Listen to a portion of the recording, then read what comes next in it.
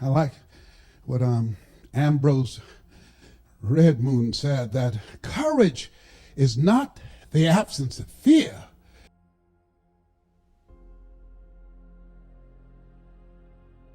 Courage is the judgment that what you want is more important than your fear. I used to be intimidated by people because they had more education, because they had more money, because they had credentials, because they had contacts, because they had four-color brochures, because they had books, and I didn't have all of these things, because they had infomercials and they had television exposure, and I didn't have all those things. But the judgment that providing for my family was more important than my feeling inferior, more important than my fears. The judgment that I have to control my future. The judgment that I want to be able to take care of my mother, that when my mother becomes ill, I want to be in a position to do more and just pray for her. Oh no, whatever she needs medically, I will be able to write the check. The judgment that my children would have a choice to go to the college of their choice to give them a competitive edge in the future. The judgment that, oh no, one day I'm going to be able to have vacations. I will go to Paris. I'll go to Tahiti. I will go to Jamaica. I will go to Hawaii. The judgment, I have more time for myself. The judgment that I'm going to secure my grandchildren's future and my great-grandchildren. The judgment of those things that make life worth living was more important than my fear. What is it that will make it worth it for you to face the rejections? What is it that will make it worth it for you to brainstorm and not be intimidated and say, I can do this? What is it that will make it worth it for you to raise the bar on yourself and say, I got some more stuff in me. Oh, I haven't even gotten my biggest deal yet. What is it that will make it worth it for you to go back to a customer who slammed a door in your face? What is it that will make it worth it for you to know your vitamin, that you become empowered by it? What is it that gives you the strength and the power? I got a saying on one of my tapes, and life knocks you down, try and land on your back, because if you can look up, you can get up. What is it that will help you get back up again? Let me just speak from the heart, speak from my gut, and really not have anything prepared, but just tell you what's worked for me.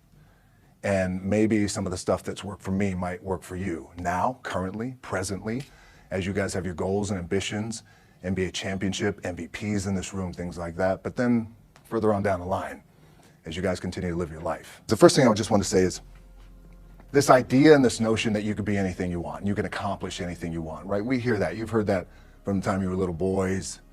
You hear that now. You're already incredibly accomplished. You can win an NBA championship, MVP of the league. You could become president. You could become governor. You could be in entertainment.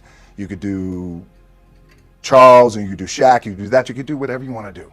You guys know that. The thing that has worked for me is to remember the hard times. So, and I'm sure you guys all have your processes, and again, I'm going to tell you what's worked for me.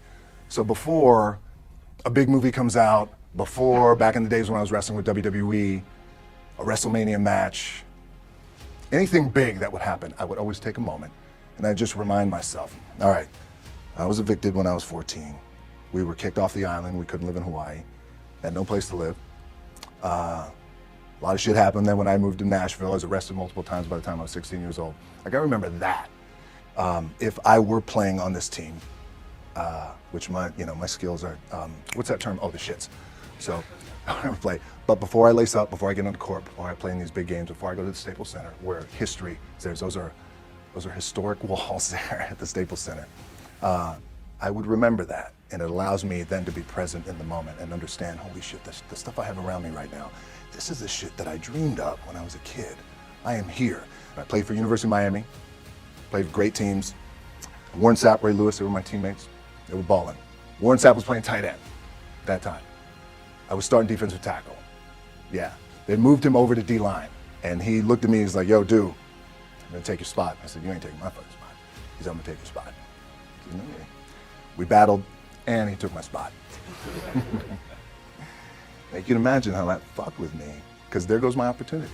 He went in, switched to defensive tackle, lit the world on fire. Well, what that did, it crushed me. It crushed my dreams. I had a piss poor senior year, zero production, no NFL, no combine invite, nothing. Finally went to the CFL, Calgary Stampeders, making $250 a week Canadian. Now, I had to send that shit home to my wife at that time. Had no money. So I remember that. When I got cut from Canada, I had $7 in my pocket. And I always tell that story. So now my production company is $7, advertising agency is $7, everything is $7. So I always remember that. What helps me is to keep the hard times in the front of my mind, because it allows me to go into these big moments that I've worked my ass off, and you guys have worked your ass off. It allows me to go into these big moments with a different perspective. You've lived a life dominated by doubt and fear. How do you step into bravery? Step. That's how you step into bravery. Step. Take the step.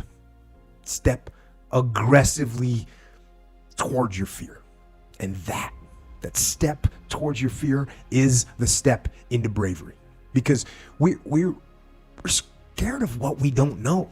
And there is only one way to learn and to know, and that is to confront that fear. You have to step, you have to go. And this simple action, this simple attitude, it answers so many questions. So many questions. How do you get to the gym every day? You step. You go. How do you change your diet? You step. You go. How do you overcome fear of failure or fear of success or fear of fear itself? You step. And how do you face the fear of the unknown? You step. Don't wait anymore. Don't think anymore. Don't plan anymore. Don't contemplate anymore.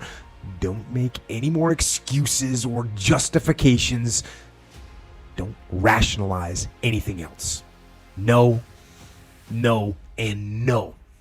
Instead, be aggressive. Take action now. And what is the first action that you need to take? What's the first step you need to take?